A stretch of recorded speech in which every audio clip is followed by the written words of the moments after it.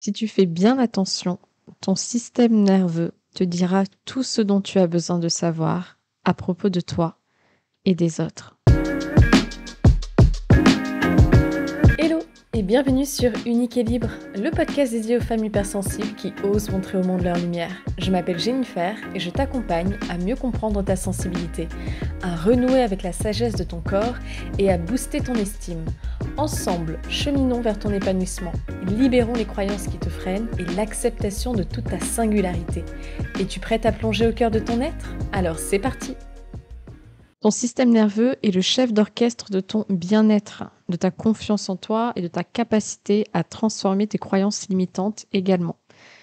Si ton système nerveux est déséquilibré, en mode survie ou effondrement, il devient très difficile de te sentir bien avec toi-même, en premier, puis les autres, le monde extérieur, et même quand tu as entamé un chemin de transformation, c'est-à-dire de changer, d'agir et de créer une vie qui t'épanouit. Donc comprendre comment il fonctionne et comment le réguler est une clé essentielle pour ton estime, ta confiance, ta foi, tes relations, qui fait ta vie, mais aussi ton évolution personnelle. S'il y avait un truc à retenir de tout ce que je vais te dire, c'est qu'on est câblé pour la connexion. Nos systèmes nerveux sont des structures sociales qui trouvent leur équilibre et leur stabilité dans la relation avec les autres. On n'est pas du tout des êtres indépendants. Attention, ça veut dire que physiologiquement, on n'est pas fait pour être seul. On a besoin d'avoir du lien pour notre santé. Mais aussi lorsqu'on parle de régulation du système nerveux. Même si on peut apprendre à s'auto-apaiser, à se réguler par soi-même, donc à mettre de la sécurité en nous, mais il y a aussi une limite. Et le système nerveux autonome est responsable de toutes les réactions automatiques de ton corps, c'est-à-dire la respiration, la digestion, le rythme cardiaque, etc. Mais aussi tes réactions émotionnelles et comportementales face au stress et au danger. Alors peut-être que tu vas me dire, oui, mais la respiration, je peux la contrôler. Effectivement, c'est une des seules réactions, on va dire automatiques, que tu peux contrôler et dont tu peux te servir pour réguler ton système nerveux et aussi te donner de l'énergie. Et ça, c'est un outil super puissant. Donc, ce système fonctionne de manière prévisible. Et cette expérience partagée, c'est ce qui fait que ça nous réunit. Donc, en regardant à travers le prisme du système nerveux, nous comprenons que nous essayons tous de nous ancrer dans l'état de survie, dans l'état de sécurité, qui soutient la connexion à soi, aux autres, au monde et au spirituel, et qui fournit l'énergie dont nous avons besoin pour naviguer dans notre vie quotidienne. Et tant qu'on n'apprend pas ça, donc tant qu'on n'apprend pas à connaître notre physiologie, et en plus, pour les femmes, ça vaut aussi sur le système hormonal que j'ai abordé sur le podcast, et bien entendu comme pour l'hypersensibilité. Donc tant que tu connais pas ça, en fait, tu es à la merci et tu subis. Et donc c'est pour ça que ça fait partie de la connaissance de soi. Et c'est ça qui te permet de retrouver ton pouvoir. Donc une fois que tu sais comment fonctionne ton système nerveux, pour en revenir au sujet de l'épisode, tu peux travailler avec lui et en faire ton allié. Un système nerveux régulé est fondamental pour pouvoir naviguer dans le monde avec un sentiment de sécurité et de bien-être. Et c'est ce qu'on recherche tous. Et on est tellement nombreuses et nombreux à ne pas être en sécurité intérieurement, d'où les attachements anxieux, évitants, désorganisés. C'est une masse au final hyper importante de la population. Donc le système nerveux, en gros, il se divise en deux branches principales. Tu vas avoir ton système nerveux sympathique, qui est celui de l'activation et de la réaction à la survie. Lui, il est responsable de la réaction au stress. Fuite, combat. Il accélère le rythme cardiaque, il stimule les muscles, mobilise l'énergie. Donc, utile en cas de danger, mais problématique s'il reste constamment activé, ce qui est majoritairement le cas. Et là, je te renvoie à l'épisode sur le stress, l'anxiété et la situation sensible. Tu retrouveras le lien dans les notes de l'épisode. Et ensuite, on va voir Le système nerveux parasympathique, donc lui, c'est celui de la régénération, l'apaisement et il va être aussi dans les états qu'on appelle de sidération et d'effondrement face au stress. Mais en gros, lui, il est aussi responsable du retour au calme et de la récupération. Il permet de ralentir le cœur, il favorise la digestion, il régénère le corps et l'esprit. Essentiel pour la connexion, la guérison. L'introspection, te sentir aussi bien, confiante, mais aussi lorsque tu fais un travail de reprogrammation, de rééducation de tes croyances limitantes, de tes blocages, de l'inconscient. Mais je ne vais pas aborder la théorie polyvagale dans cet épisode, parce que là, je t'ai dit que dans le système parasympathique, il y a cet état de sidération et d'effondrement face au stress. Et ça va être rattaché justement avec la théorie polyvagale et le nerf vague. Mais on le verra dans le prochain épisode. Je voulais vraiment que déjà celui-ci, on va dire que ce soit une base super simple pour que déjà tu puisses comprendre les choses. Donc, pourquoi réguler ton système nerveux est essentiel pour retrouver de la sécurité, de l'estime, de la confiance, changer aussi tes croyances et transformer ta vie, tes relations, bref, tous les domaines. C'est que si ton système nerveux est dérégulé, tu es en état de stress, de survie, et tu continues d'accumuler ça, ton hypersensibilité, elle peut s'accentuer, mais pas dans le bon sens. Donc, le monde émotionnel, les stimuli sont décuplés, le mental prend plus d'ampleur. Et bien souvent, ce qui se passe, c'est qu'on est bloqué dans ces états-là et surtout dans le passé ou dans une situation présente qui continue à alimenter ce stress ou cette hypersensibilité exacerbée. Ça va aussi troubler ta perception de toi, de la vie. Okay, tu vas être plus négative, avoir des croyances limitantes, voire même destructrices. Et les traumatismes aussi, qui t'empêchent de te sentir bien et d'agir, continuent au final à être activés et à t'impacter inconsciemment. Donc déjà, le pourquoi réguler ton système nerveux, ça va te permettre, la première des choses, c'est de retrouver une estime de soi plus saine, plus apaisée, ancrée. Une estime de soi solide et surtout si tu pars, entre guillemets, de zéro, que tu as commencé ce travail identitaire de valeur, ça nécessite un système nerveux en équilibre, apaisé. Si tu es en mode survie-effondrement, ton cerveau perçoit tout comme une menace, ce qui alimente au final le doute, la peur et la dévalorisation.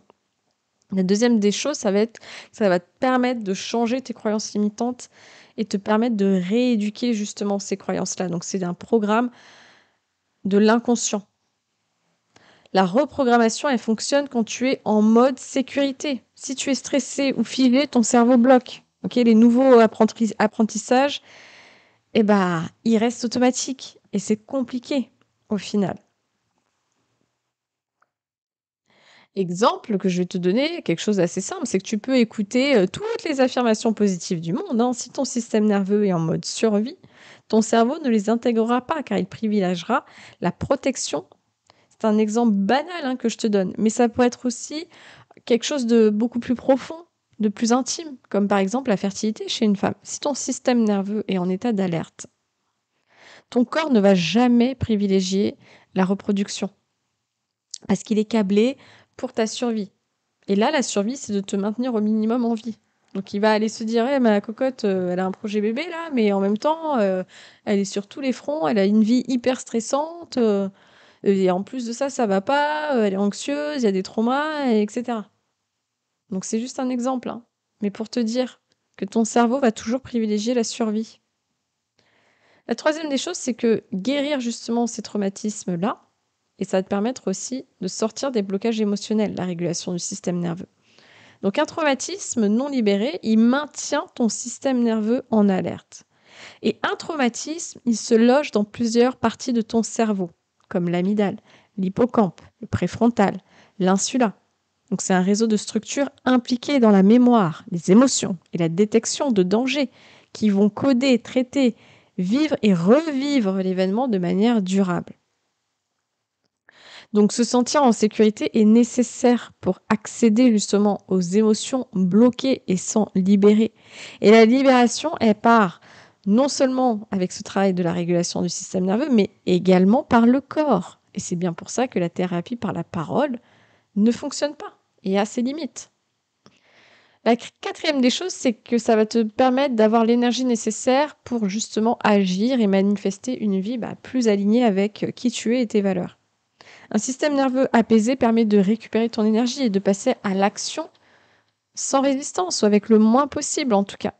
Quand ton énergie est stable et fluide, tu peux avancer avec clarté et motivation.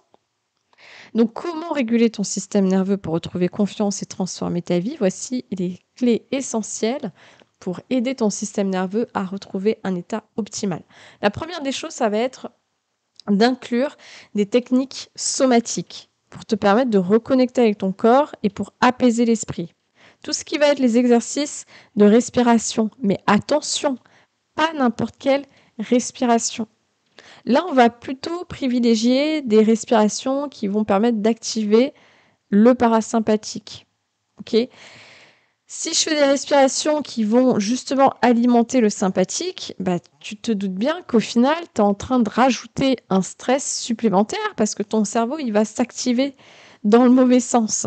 Et nous, là, ce qu'on cherche, c'est de ramener de la sécurité. Et donc, pour ça, je vais favoriser des respirations qui permettent de réguler ce système nerveux et même d'atteindre aussi des légers états modifiés de conscience où, là, justement, on va aller chercher plus profondément en soi et ça nous permet de continuer à activer ce système parasympathique. Mais ça, c'est un travail qui est progressif. Moi, quand je le fais avec les personnes que j'accompagne, je ne vais pas le faire directement d'un coup. Je vais le faire étape par étape. Par exemple, je vais commencer à faire de la cohérence cardiaque.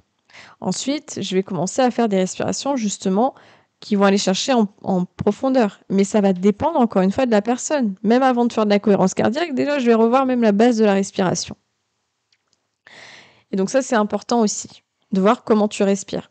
Est-ce que c'est plus avec ta poitrine? Est-ce que c'est plus avec ton ventre? Tout ça, ça te donne aussi des signes. Ensuite, dans ces techniques somatiques, on va avoir tout ce qui va être les mouvements doux, c'est-à-dire le yoga, la danse intuitive, étirement. Et attention, je souligne bien, pas n'importe quel yoga. Tous les yogas ne sont pas bons, surtout quand tu es dans un état de stress et encore plus de burn-out et de dépression, ou alors là, tu n'as clairement pas d'énergie. Donc, tu ne peux pas forcément aller faire un yoga qui va être hyper physique, hyper dynamique, où on va te demander d'avoir une pleine conscience de ton corps, une grande concentration. Encore une fois, ce sera très compliqué pour toi. Et puis, du coup, ça ne va pas t'aider. Donc, plutôt favoriser un yoga qui va être très doux, yin, restauratif. Le restauratif, c'est l'idéal parce que lui, il travaille pleinement sur le système parasympathique. Ensuite, on va avoir dans les techniques somatiques la stimulation justement du nerf vague. Donc ça peut se faire de plusieurs manières et je l'apprends aussi dans l'immersion alchimique de 2 heures, mais aussi dans mes accompagnements où je te transmets des techniques. Donc par exemple, l'automassage. Mais on peut le faire de manière différente aussi. Ça peut être par le chant, le gargouillement aussi. Il y a plein de techniques comme ça qui vont permettre de stimuler ton nerf vague. Donc la deuxième chose pour comment réguler ton système nerveux, ça va être la sécurité émotionnelle. Donc c'est-à-dire de créer un environnement apaisant. Et ça, combien de fois je l'ai répété à toi, femme hypersensible, que ton environnement est super important. Que ça soit déjà chez toi, rien que chez toi. Il faut que tu aies un cocon, ok? Genre tu rentres chez toi, c'est ton cocon. Tu rentres chez toi, tu te sens bien. C'est rangé, c'est ordonné, c'est propre.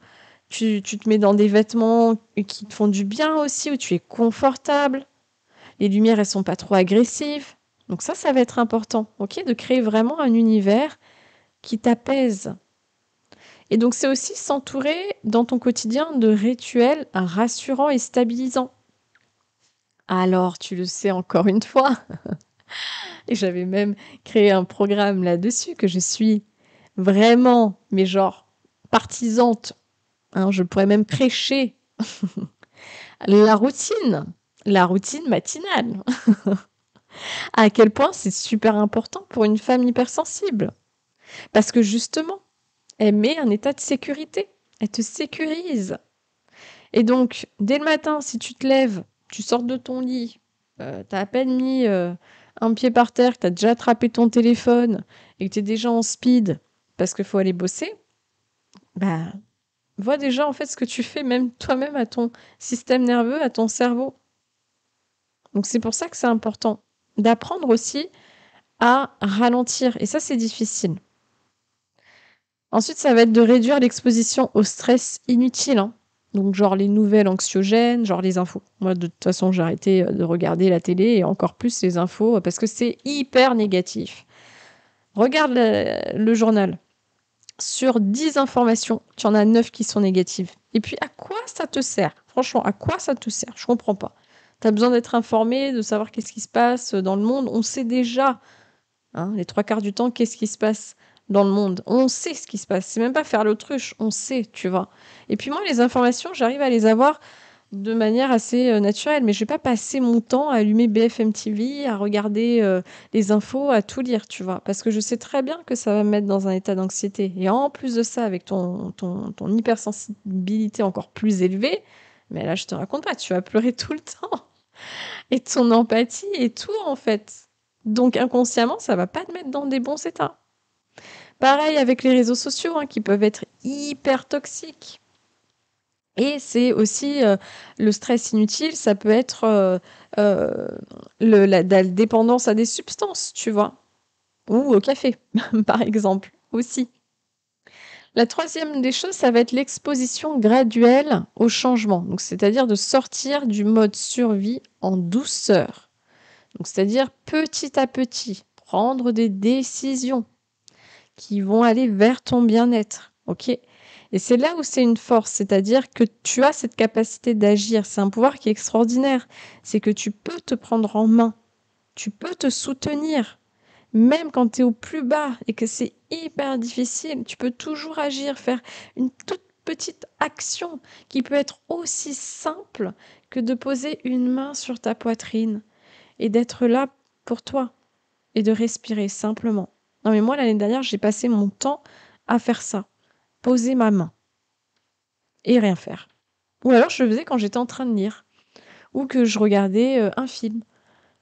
Juste poser ma main. Et ça ramène, c'est vraiment hyper puissant. Je t'invite vraiment à le faire, hein, surtout quand tu te sens pas très bien. Et puis, c'est te donner le droit aussi d'évoluer sans pression ni perfectionnisme. Enfin, le quatrième point, ça va être d'avoir une approche énergétique et intégrative, hein, j'ai envie de te dire aussi. Donc, c'est d'intégrer le système nerveux dans un travail, comme j'ai dit, global. Donc, en travaillant sur ton ancrage, ok, c'est-à-dire revenir au corps, revenir à de la présence, revenir à des choses plus simples, revenir à la nature, des choses qui nous connectent avec le vivant. Ça va être aussi d'apprendre à libérer les tensions par la respiration, par aussi d'autres techniques de libération émotionnelle. Ok, c'est au final de l'intelligence aussi émotionnelle, d'apprendre à identifier les messages lorsqu'il y a une émotion, lorsqu'il y a un état de colère, de tristesse, parce que c'est bien souvent là, ces états-là, qui vont générer aussi du stress et de l'anxiété. Hein, c'est jamais la joie. Hein. Et enfin, avoir un travail avec un thérapeute. Ok, c'est-à-dire que la thérapie est hyper importante. Mais comme je te l'ai dit, pas n'importe quelle thérapie. La thérapie par la parole, à un moment donné, elle a des limites. Je dis pas que c'est pas bien, d'accord? C'est très bien, tu vas apprendre à te connaître ou autre. Mais c'est pas normal de faire... moi, je connais des gens, ça fait 15 ans qu'ils vont chez la psy, il n'y a rien qui a changé. Tu as toujours les mêmes problèmes. Et j'en parlais même ce matin avec 2 de mes élèves qui disaient qu'au final, elles avaient arrêté parce qu'en fait, elles sortaient de chez le psychiatre ou de la psy, elles étaient encore plus mal. Parce qu'en fait, tu continues à parler de ton trauma, à parler de ce qui ne va pas. Donc déjà, tu restes dans une boucle dans ton cerveau hyper négative. À un moment donné, tu peux le faire. C'est important aussi de libérer par la parole, de l'exprimer. Mais tu as besoin aussi de passer par le corps, comme je te l'ai dit. Parce que la thérapie par la parole, c'est pas ça, malheureusement, qui va changer quoi que ce soit. Parce que c'est dans le cerveau et c'est dans ton corps. Comme je te l'ai dit. Donc, en premier, la thérapie somatique, la yoga thérapie, donc c'est Moi, ce que je fais, la thérapie somatique et la yoga thérapie, c'est ce que je fais justement dans les séances individuelles, dans les accompagnements sur 3 à 6 mois. Ensuite, tu peux aller faire de l'EMDR, mais pas avec n'importe qui. Il faut vraiment bien choisir la personne que tu vas aller voir, d'accord? Parce que quand on commence à faire ce travail de régulation, forcément, il y a des choses. Alors, il y a des émotions qui vont se libérer. Il y a peut-être des blocages, des tensions physiques. Il y a peut-être des émotions qui vont ressurgir, mais ça peut aussi réveiller des traumatismes. Et si en face de toi, tu n'as pas quelqu'un qui est formé à ça, bah, c'est très dangereux en fait. Donc les thérapies cognitives et comportementales aussi, spécialisées sur le trauma, comme la TCCT, où tu as aussi l'IFS, Internal Family System. Et après, on va avoir un travail avec la respiration, par exemple la cohérence cardiaque qui est merveilleuse, très simple à mettre en place. La méditation de pleine conscience, même si c'est pas ce que je recommande au tout début quand on est dans un état vraiment d'anxiété, de burn-out, de dépression et que c'est très très compliqué. Il vaut mieux commencer par de la respiration. Pourquoi? Parce qu'en même temps, ça permet d'occuper un petit peu le cerveau tout simplement.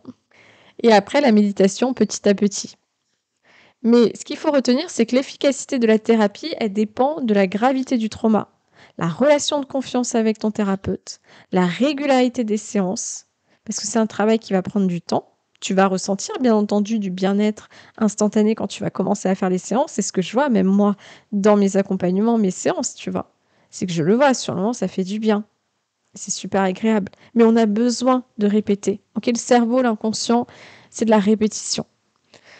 Et l'efficacité, elle va dépendre aussi de ta capacité à t'engager dans ce travail-là de guérison. Parce qu'à un moment donné, il n'y a que toi. Ok.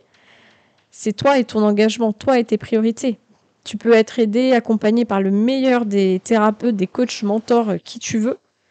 Il peut te donner les meilleurs outils, te transmettre les meilleurs enseignements. Mais si à un moment donné, toi, tu n'agis pas, tu pratiques pas, tu n'expérimentes pas, ça sert à rien en fait. Donc, à retenir, ton système nerveux, il conditionne ton estime de toi, ta capacité à changer tes croyances et à agir, mais aussi interagir avec les autres. Donc, quand il est en mode survie ou effondrement, tout devient difficile. La confiance, la motivation, la guérison, la rééducation, justement, des blocages limitants, de l'inconscient. Donc, en apprenant à réguler ton système nerveux, tu récupères ton énergie, ton pouvoir personnel et ta capacité à transformer ta vie. Et on va juste finir sur un point rapide que je voulais aussi aborder, dont j'avais fait un live sur les 3 piliers de l'épanouissement au féminin pour les femmes hypersensibles. Un live que j'ai essayé plusieurs fois de mettre sur YouTube, mais à chaque fois, je ne sais pas pourquoi, quand je téléchargeais cette vidéo, il manquait la fin. Donc j'aimerais vraiment essayer de pouvoir te remettre ce live-là. Il faudrait que je réessaye parce que je te donnais pas mal d'informations aussi là-dessus qui vont t'aider à mieux te comprendre, encore une fois, pour mieux agir. Mais c'est surtout de comprendre le lien entre le système nerveux, les hormones et l'hypersensibilité. Et ça, pour moi, ce sont les 3 clés pour un équilibre profond, surtout pour une femme. Donc, comment ces 3 systèmes interagissent? On va le voir de manière très très simple. Je vais survoler ça. C'est que le système hormonal, il influence ton système nerveux et donc ton hypersensibilité. D'où l'importance d'apprendre à connaître son cycle menstruel parce que tu as l'influence des hormones. Donc ça, c'est un truc qu'on ne peut pas zapper. Ok, tu n'auras pas du tout la même énergie ou la même résilience face au stress pendant tes règles, en milieu de cycle, quand tu es en la période d'ovulation, avant tes règles. Ok, il y a tout qui... Bon, il y a 4 phases, mais tu auras bien compris que tout ça, ça va fluctuer en fait. Et tes hormones, elles régulent ton niveau d'énergie, tes émotions et ta résilience au stress. Donc, un dérèglement hormonal peut provoquer des réactions nerveuses intenses. Parce que, comme je t'ai dit, tes hormones vont jouer aussi là-dessus. Et accentuer au final ton hypersensibilité. Et ton système nerveux, lui, va moduler ta réponse hormonale et ton hypersensibilité, encore une fois. Donc, un système nerveux déséquilibré peut perturber ta production hormonale. C'est-à-dire stress chronique égale excès de cortisol égale déséquilibre des oestrogènes et des progestérones. Et donc, tu as bien compris que là, tu commences à rentrer dans un cercle vicieux et d'où l'importance d'avoir une approche holistique. D'accord ? De travailler, ok, je travaille sur mon système nerveux, mais je vais prendre aussi soin de mes hormones féminines et même de mes hormones de manière générale. Donc, si ton système nerveux est constamment en mode survie ou effondrement, ton cycle hormonal peut devenir irrégulier, augmenter la fatigue, les troubles émotionnels, mais aussi toutes les maladies au final gynécologiques, endométriose, adénomiose, SPOK, les cancers de l'utérus, des ovaires, etc., etc. Et enfin, l'hypersensibilité, forcément qu'elle amplifie la variation du système nerveux et hormonal parce que tu es une grande antenne qui capte tout, meuf. Donc, en tant que femme hypersensible, déjà, tu as tes récepteurs neurologiques qui sont plus sensibles aux hormones et aux stimuli externes. Et je rajouterais même interne. Ton monde intérieur est 1000 fois plus riche que quelqu'un qui n'a pas du tout cette sensibilité-là. Donc, cela signifie que les fluctuations hormonales et les états du système nerveux ont un impact plus marqué sur tes émotions, ton niveau d'énergie et ta confiance en toi. Donc, c'était aussi important pour moi de finir là-dessus pour que tu comprennes le lien holistique. Mais déjà, commencer par le système nerveux, c'est une transformation énorme qui prend du temps, il ne faut pas se le cacher, mais qui est indispensable. Et ça va aussi te permettre de voir, de comprendre certaines choses. Tu vas voir dans le prochain épisode, quand je vais te parler de la théorie polyvagale et du nerf vague, tu vas te dire, non mais waouh, Jen, c'est incroyable. C'est vraiment un autre monde qui va s'ouvrir devant toi et tu vas aussi mieux comprendre les autres. Donc, en tout cas, déjà, si tu as envie de pratiquer, de tester par toi-même, tu le sais que sur ma chaîne YouTube, tu as des pratiques somatiques, justement, pour travailler sur la régulation de ton système nerveux. Tu en as plusieurs, des petites séances qui sont super courtes que tu vas pouvoir pratiquer. Je te mets le lien de la chaîne YouTube dans les notes de l'épisode.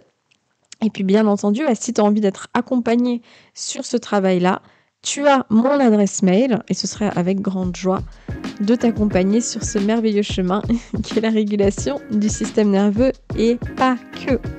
Voilà, j'espère que cet épisode t'a plu. On se dit à très vite pour le prochain épisode. Ciao, ciao!